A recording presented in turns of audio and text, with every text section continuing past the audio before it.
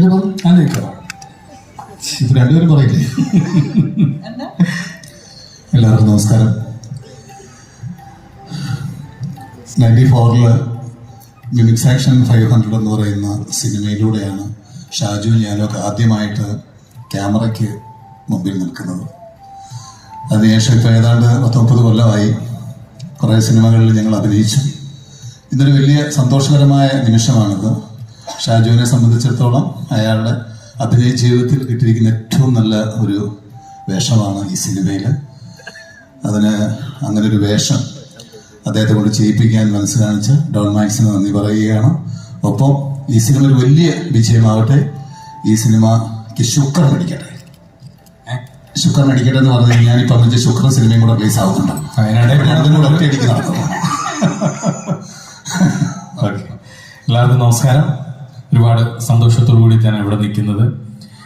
കാരണം ഒരു സമയത്ത് മലയാള സിനിമ സംവിധായകന്റെയോ അല്ലെങ്കിൽ അതിലെ പ്രധാന നടന്റെയോ പ്രൊഡ്യൂസറിന്റെയോ പ്രൊഡക്ഷൻ കമ്പനിയുടെ ഒക്കെ പേരിൽ അറിയപ്പെട്ടിരുന്നൊരു കാലം ഉണ്ടായിരുന്നു.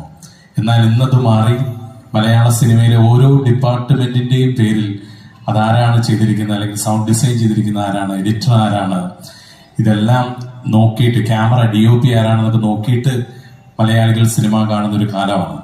മലയാള സിനിമ വളർന്നതോടൊപ്പം മലയാളികളെയും സിനിമ അത്രത്തോളം ഇഷ്ടപ്പെടുന്ന മലയാളികളെ ആ ഒരു നിലവാരത്തിലേക്ക് എത്തിച്ച, അല്ലെങ്കിൽ ടെക്നീഷ്യൻസിനെ തപ്പിപ്പിടിക്കാൻ ഒരു സിനിമ അവരുടെ മനസ്സിലേക്ക് അത്രത്തോളം എത്തിച്ച ഒരുപാട് ഗംഭീര ടെക്നീഷ്യൻസ് ഉള്ള ഒരു ഇൻഡസ്ട്രിയാണ് നമ്മുടെ മലയാളം ഇൻഡസ്ട്രി എന്ന് പറയുന്നത്.